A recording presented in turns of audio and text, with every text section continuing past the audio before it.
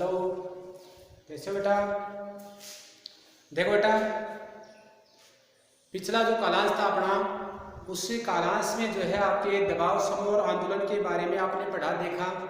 फिर वर्ग विशेष हित जन समूह है, हित समूह है, जन सामान्य के हित समूह है, उसके बारे में भी आपने अध्ययन किया।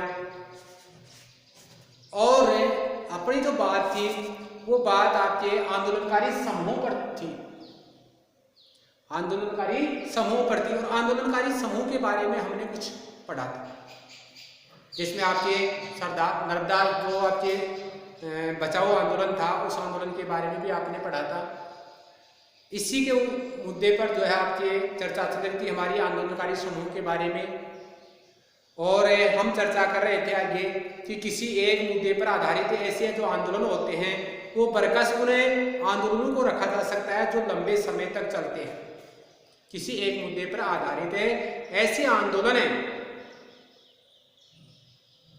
को बरकस से क्या किया जाता है, ऐसे आंदोलन में रखा जा सकता है, उन्हें उन आंदोलनों में रखा जा सकता है जो लंबे समय तक चलते हैं। कहने का मतलब कुछ आंदोलन लंबे समय तक चलते हैं तो कुछ आंदोलन थोड़े समय तक चलते हैं।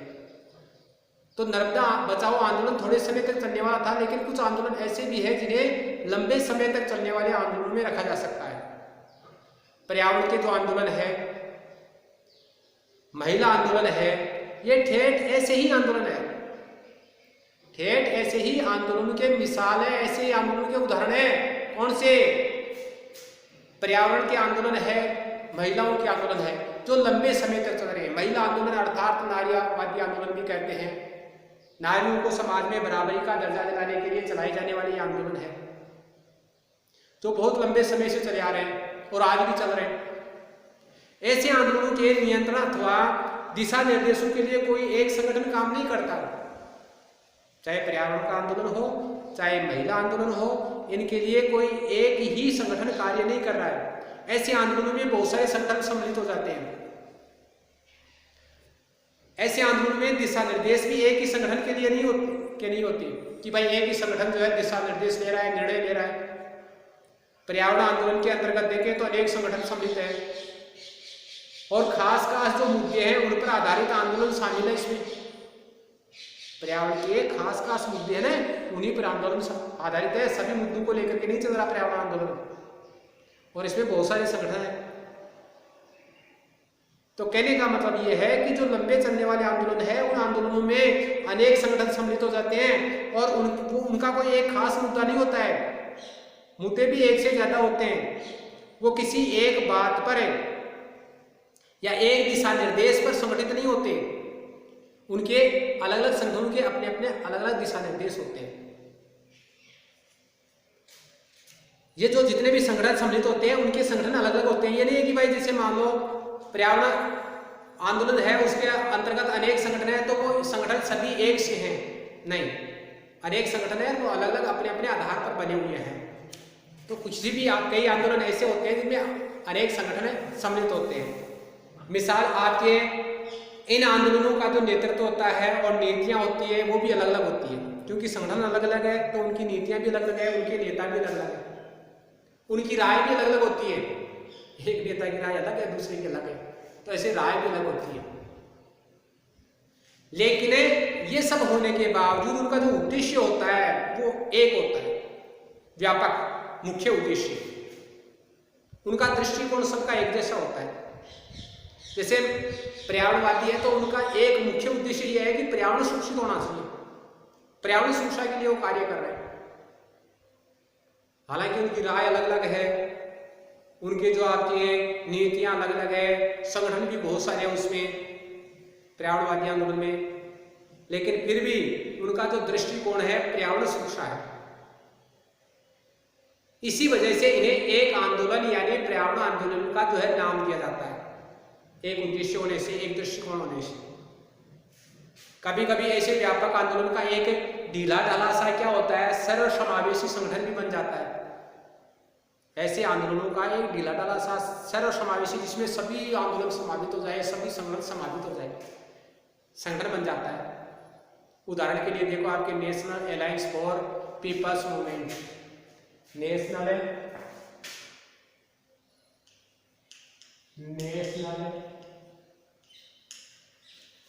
अलायंस आपके अलायंस नेशनल अलायंस फॉर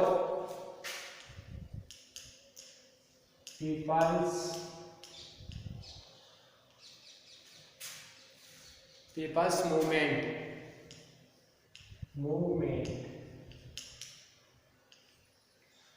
ये एक संगठन है। उदाहरण के तौर ये संगठन कैसा है? ये संगठन सर्वसमावेशी है जो सभी संगठनों को समाहित कर लेता है। संक्षिप्त में इसको NAPM कहते हैं। NAPM संक्षिप्त नाम है, आपको पता चल सकता है NAPM का पूरा नाम क्या होता है, क्योंकि आपकी बुक में दे रखा है। तो विभिन्न मुद्दों पर संघर्ष कर रहे अनेक जो आपके आंदोलनकारी समूह हैं वो सब इस समूह के घटक है, घटक नहीं भाग।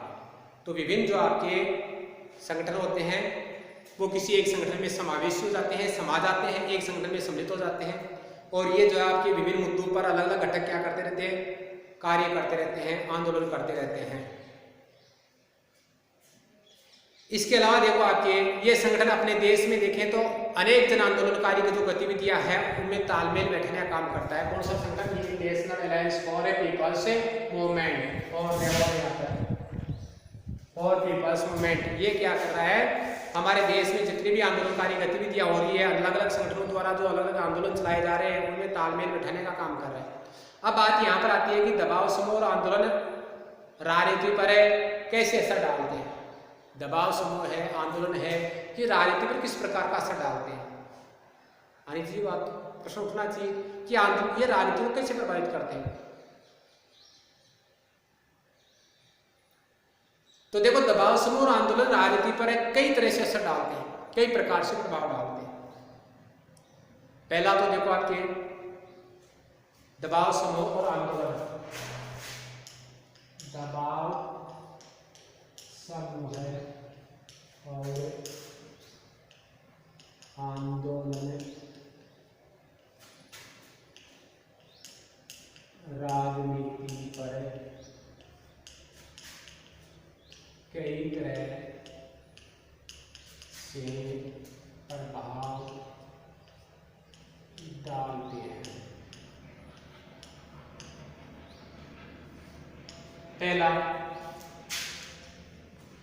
पहला किस तरह प्रभाव डालते हैं? देखो आपके जनता का समर्थन और सहानुभूति हासिल करने की कोशिश करते हैं। जनता का समर्थन और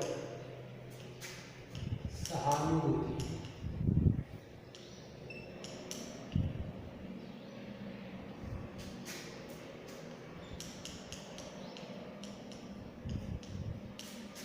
करने की कोशिश करती है।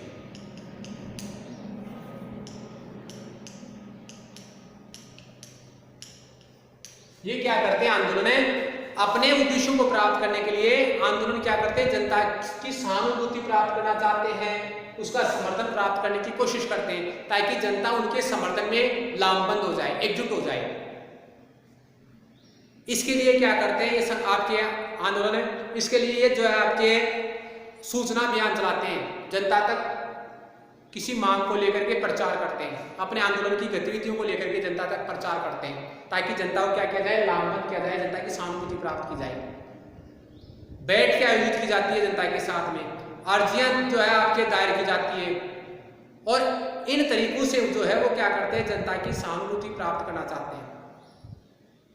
ये जो आपके संगठन है मीडिया का भी उपयोग करते हैं, मीडिया को भी प्रभावित करना चाहते हैं ताकि मीडिया क्या करे?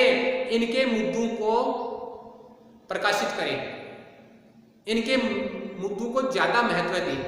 और जब इनके मुद्दों को दबाव समूह या आपके आंदोलन है इनके मुद्दों को मीडिया महत्व देगा, ज्यादा प्रकाशित करेगा, जनता तक ज्यादा खबरें जाएगी और जनता की सहानुभूति जल्दी मिलेगी इनको। तो ये जनता को क्या करना चाहते हैं? अपने साथ लेना चाहते हैं ताकि सरकार पर दबाव बनाया जा सके। दूसरा कार्य ये जो आपके हड़ताल और सरकारी कामकाज में बाधा पहुंचा करके, हड़ताल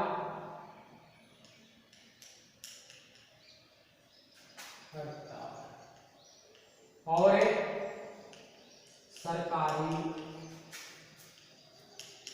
कामकाज में बाधा पहुंचा।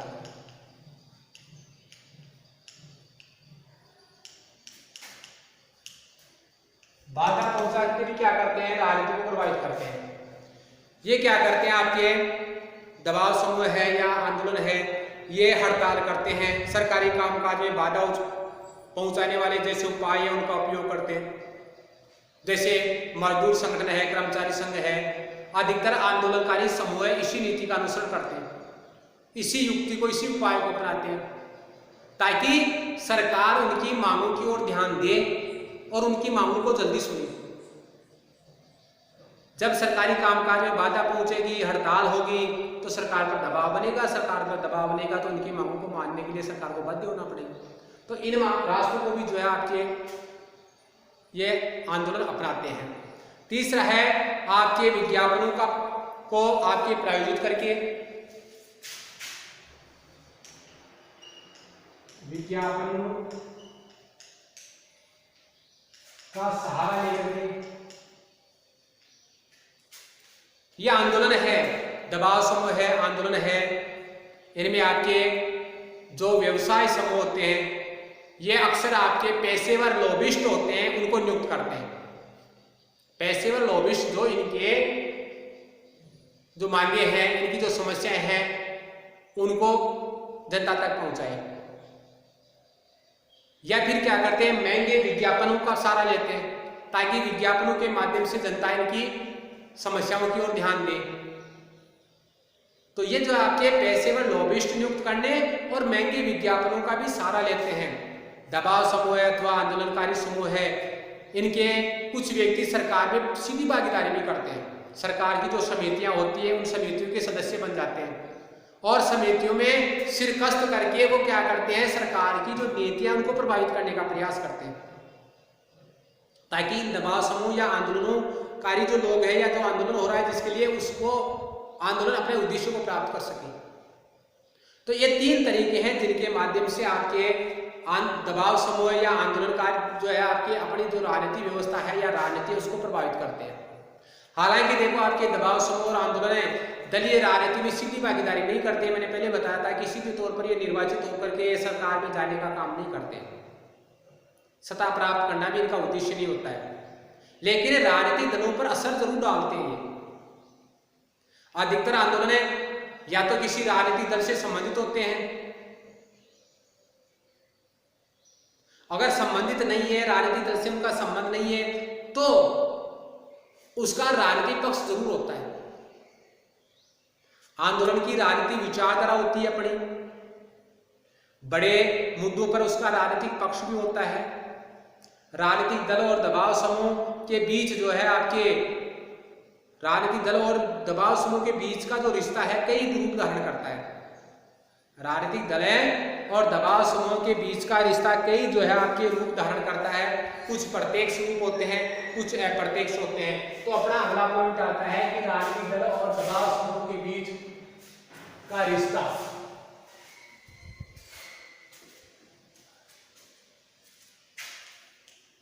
राजनीतिक दल और दबाव समूह, राजनीतिक दल और दबाव समूह के बीच का रिश्ता जो है आपके कई रूप धारण करता है। समूह का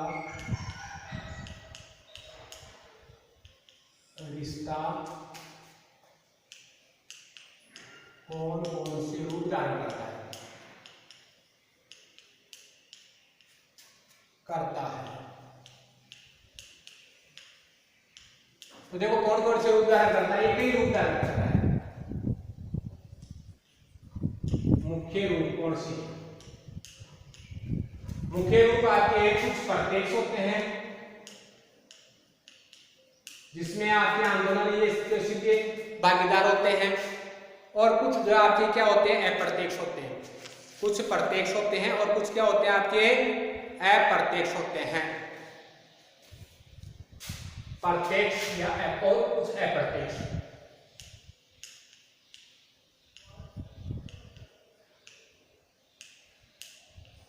दोनों ही रूप होते हैं।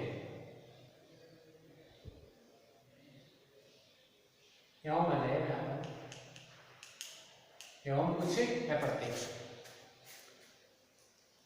प्रत्यक्ष और अप्रत्यक्ष दोनों ही प्रकार के रूप जो है आपके राजनीतिक जो आंदोलन होते हैं वो राजनीति के साथ धारण करते हैं। देखो कुछ मामलों में दबाव समूह राजनीतिक दलों द्वारा ही बनाए जाते हैं। एक तो ये तो प्रत्यक्ष रूप धारण करने वाला हो गया। कुछ मामलों में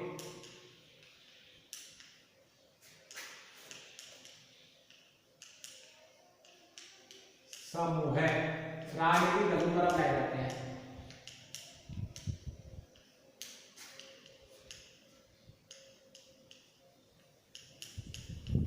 बनाए जाते हैं। कुछ मामलों में जो आपके दबाव समूह होते हैं वो राजनीतिक दल स्वयं बनाते हैं। राजनीतिक दल अपने हितों को साधने के लिए या तो राजनीतिक दल स्वयं बनाते हैं या उसका क्या करते हैं नेतृत्व करने लग जाते हैं। तो नेतृत्व कर रहे हैं तो भी इसका मतलब है कि राजनीतिक दल ने स्वयं बनाया उसको। कुछ दबाव समूह राजनीतिक दल की एक शाखा के रूप में काम करते हैं। उदाहरण के लिए देखें तो भारत में के जो अधिकतर मजदूर संगठन है और आपके छात्र संगठन है ना, उदाहरण के लिए इसमें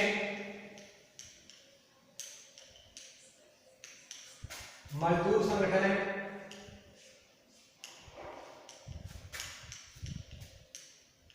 और छात्र संगठन।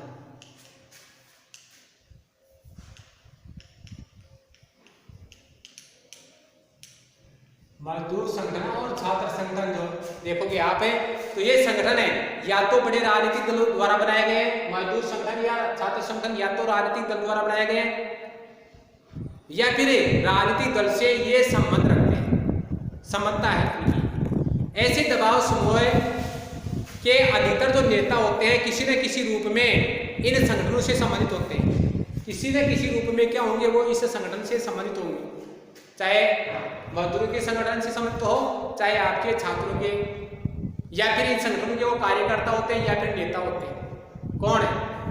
राजनीतिक दल के सदस्य या दल के कार्यकर्ता। दल का कार्यकर्ता मजदूर संगठन का नेता हो गया और मजदूर संगठन का संचालन कर रहा है, इसका मतलब ये राजनीतिक दल से जुड़ा हुआ है और उस दल की जो नीतियां हैं वो नीतियां लेकर के वो जो नेता है वो क्या कर रहा है इन संगठन को चला रहा है। दूसरा रूप देखो आपके राजनीतिक दल आंदोलन है। कभी कभी जो आपके आंदोलन होते हैं कभी कभी आंदोलन राजनीतिक दल का रूप ले लेते हैं।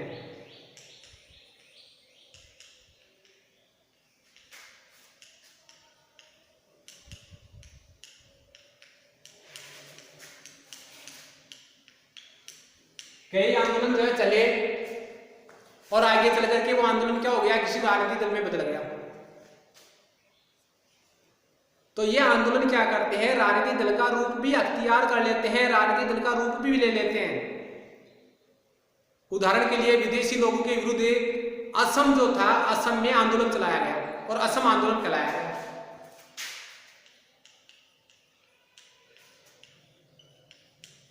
असम आंदोलन जो राजनीतिक दल का रूप ले लिया। जब इस आंदोलन की समाप्ति हो गई तो इस आंदोलन ने क्या किया आपके एक राजनीतिक दल का रूप ले लिया। कौन सा राजनीतिक दल? असम गण परिषद है। क्या हो गया आपके राजनीतिक दल? क्या हो गया? असम गण परिषद। इस आंदोलन को चलाने वाले सदस्यों ने एक दल बना लिया, वो दल क्या हो गया? असम गण परिषद हो गया और ये सदस्य ही इस असम गण परिषद दल के सदस्य हो गए। ऐसे ही आपके 1930 से 1940 के दशक में 1930 से 1940 के दशक का मतलब 10 वर्ष का समय। इस दशक में डीएमके,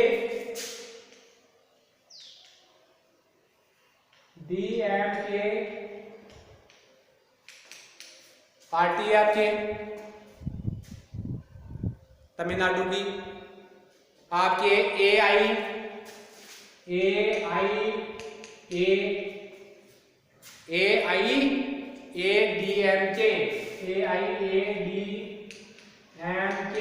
ये दो पार्टियां हो गई तमिलनाडु के अलग, डीएमके और AIADMK। ये पार्टियां समाज सुधार आंदोलन चला रही थी। यहां 1930 से 1940 के बीच 2 दशक हो गए। इन 2 दशकों में जो आपके आंदोलन चले थे, कौन से? समाज सुधार आंदोलन चले थे तमिलनाडु में। और इन समाज सुधार आंदोलनों में ही इन पार्टियों को ढूंढा जा सकता है। अर्थात इन दोनों पार्टियों की जड़ें कहां है? 1930 से 1940 के दशक में तमिलनाडु में चले समाज सुधार आंदोलनों में है। समाज सुधार के लिए चलाने वाले आंदोलन में के जो कार्यकर्ता थे, उन्होंने क्या कर लिया? दल बना लिए।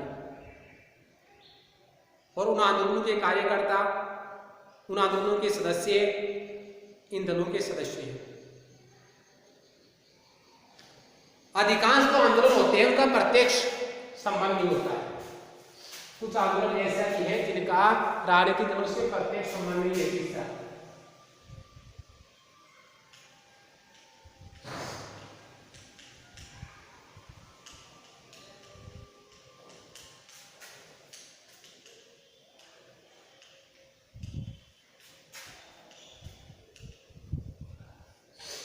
प्रत्येक संबंध नहीं।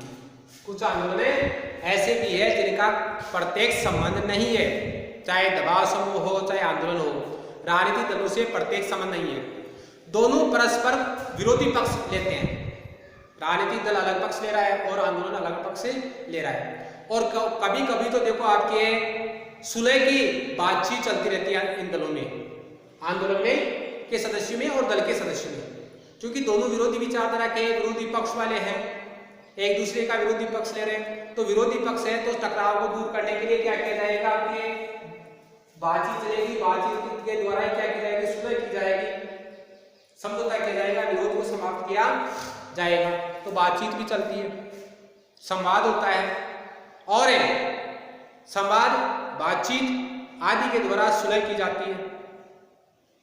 और राजनीतिक दलों ने इन मुद्दों को आगे बढ़ाया भी।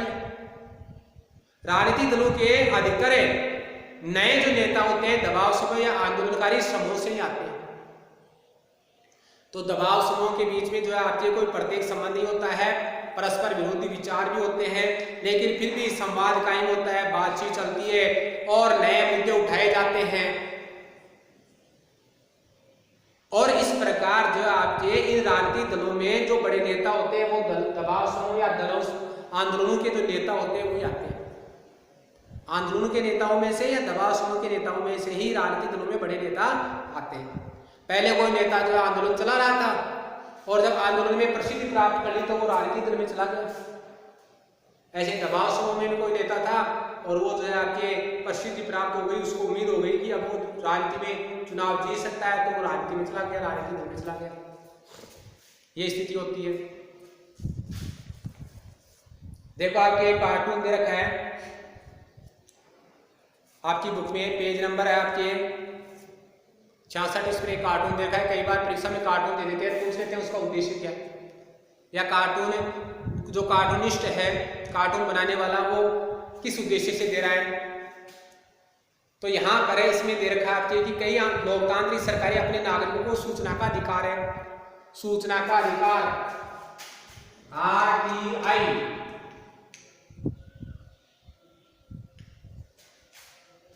RTI क्या था आपके? सूचना का अधिकार, सूचना का अधिकार।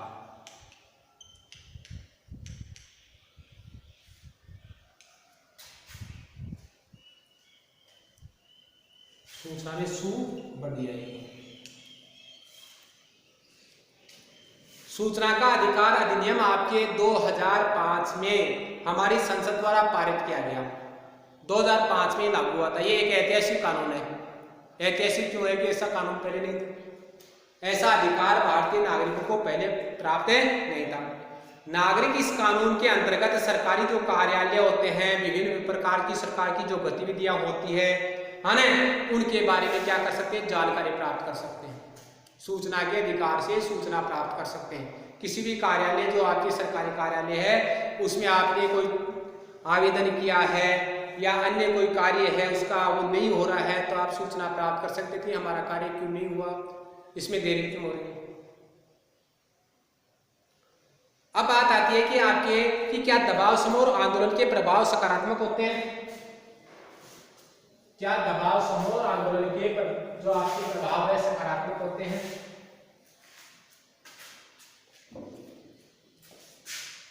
क्या दबाव समूह है और आंदोलन के प्रभाव सकारात्मक होते हैं।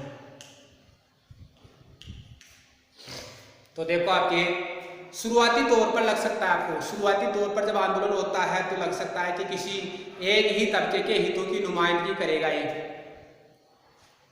और ऐसा भी लगता है कि एक ही तबके के हितों की नुमाइंदगी करने वाला जो दबाव समूह है, क्योंकि एक ही तबके के हितों की नुमाइंदगी करने वाला दबाव समूह कहलाता है, तो दबाव समूह लोकतंत्र के लिए हानिकारक है, हितकर नहीं है, ऐसा लग सकता है। लोकतंत्र में किसी एक तबके, एक से अधिक तबके भी हो सकते हैं, किसी एक तबके की भी बात कर सकते हैं, तबके का मतलब वर्ग है ना, के लिए नहीं बल्कि सभी के हितों की रक्षा होनी चाहिए।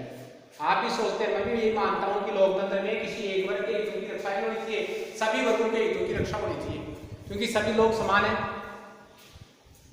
ये भी लग सकता है हमें कि ऐसे समूह सत्ता के इस्तेमाल करना चाहते हैं, सत्ता का इस्तेमाल तो करना चाहते हैं लेकिन जिम्मेदारी से बचना चाहते हैं। कौन? हित समूह है कि अपने हित में काम कराना चाहते हैं और अपनी जिम्मेदारियों से बचना चाहते हैं। ऐसा भी हमें लग सकता है जब कोई हित समूह क्या करता है, आंदोलन करता है, लेकिन जिम्मेदारी से बचना चाहते हैं। राजनीतिक दलों को चुनाव के समय जनता का सामना करना पड़ता है।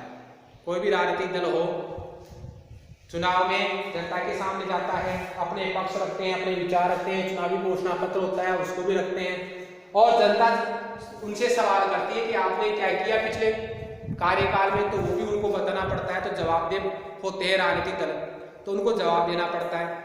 संभव है कि दबाव समूह और आंदोलन को जनता से समर्थन अथवा धन भी मिले।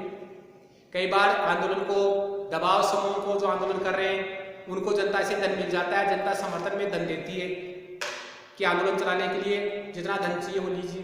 कभी कभी ऐसा भी हो सकता है कि दबाव समूह को बहुत कम लोगों का समर्थन मिले। दोनों स्थितियां हो सकती है कि जनता खूब समर्थन करती है तभी धन देती है। तो दबाव समूह यानी कि एक वर्ग का हित लेकर के जो हित समूह द्वारा आंदोलन किया जा रहा है उस समूह को जनता आर्थिक सहायता भी दे सकती है और भारी समर्थन भी दे सकती है, सम्मिलित भी हो सकती है आंदोलन में। और कई बार ऐसा भी हो सकता है कि जनता उसका विरोध करे, समर्थन नहीं करे, यानी न तो विरोध करे न समर्थन करे, ये भी हो सकता है। लेकिन आपके देखो इसके बूते पर कि जनता समर्थन कर रही है कि नहीं कर रही है, जनता द्वारा धन उनको मिल रहा है कि नहीं मिल रहा है, इसके बूते पर अपने संकुचित एजेंडे पर वे सार्वजनिक बहस का रुख मोड़ने में सफल हो जाए। लेकिन आंदोलन क्या हो जाते हैं, कम समर्थन मिलने के बावजूद भी सार्वजनिक बहस की ओर अपने जो मुद्दे हैं उन पर अपने मुद्दों की ओर सार्वजनिक बहस का रुख मोड़ने में सफल हो ही जाते हैं। क्यों? क्योंकि कोई भी मुद्दा उठाया जाता है उस पर बहस जरूर होती है, चर्चा जरूर होती है, चर्चा जरूर होती है। लेकिन थोड़ा आपके संतुलित नजरिया अपनाएं अपने, तो स्पष्ट होगा कि दबाव समूह और आंदोलनों के कारण लोकतंत्र की जड़ें मजबूत हुई है। लोकतंत्र के लिए वो हानिकारक नहीं होते, लोकतंत्र की जड़ों को मजबूत करते हैं। शासकों के ऊपर आंदोलन और दबाव समूह दबाव डालते हैं ताकि लोकतंत्र में कोई अहितकर जो गतिविधि है वो नहीं हो, अहितकर गतिविधि जो है सरकार द्वारा नहीं की जाए। अगर सरकार अहितकर गतिविधियां करेगी तो उनको रोकेगा कौन? उनको रोकने का कार्य आपके ये जो दबाव समूह है, आंदोलन है, वो ही करते हैं। कई बार सरकारें क्या करती है, धनी लोगों और ताकतवर लोगों के दबाव में आ जाती है और जनसाधारण के हितों को अनदेखा कर देती है। तो ऐसी स्थिति में हित समूह और आंदोलन क्या करते हैं, सरकारों पर दबाव बना करके और एक सकारात्मक भूमिका निभाते हैं लोकतंत्र में, और आम नागरिकों के जरूरतों और हितों की जो है रक्षा करते हैं। सरकार को इस बात से अवगत कराते हैं कि आम नागरिक की जरूरत क्या है, आम नागरिक के हित क्या है। तो इस प्रकार दबाव समूह जो है सरकार को आपके धन या आपके प्रभावशाली जो व्यक्ति है, ताकतवर लोग हैं, उनके अनुचित दबाव में आने से भी रोकते हैं। आपके वर्ग विशेषी जो हित समूह होते हैं वो भी महत्वपूर्ण भूमिका निभाते हैं आपके लोकतंत्र में। जब विभिन्न समूह सक्रिय होते हैं तो कोई भी जो है आपके एक समूह समाज के ऊपर प्रभुत्व कायम नहीं कर सकता। जब समाज में एक ही समूह होता है तो क्या कर लेता है, प्रभुत्व कायम कर लेता है। लेकिन जब विभिन्न प्रकार के आपके दबाव समूह है, हित समूह है, वो समाज में कार्य करते हैं तो कोई एक समूह जो है न तो समाज पर न सरकार पर अपना प्रभुत्व स्थापित नहीं कर पाता है। इसका परिणाम ये होता है कि सरकार को सभी दबाव समूह और सभी हित समूह को ध्यान में रखते हुए अपनी नीतियां बनानी पड़ती है।